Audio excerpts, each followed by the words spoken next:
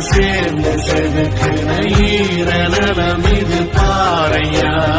வாடும் வரையிலும் நீயும் எதுக்கிற கடமை இருக்கு கேளையா. கோழி விளக்காயேந்தி கிடந்த வீடு இருண்டது ஏனையா.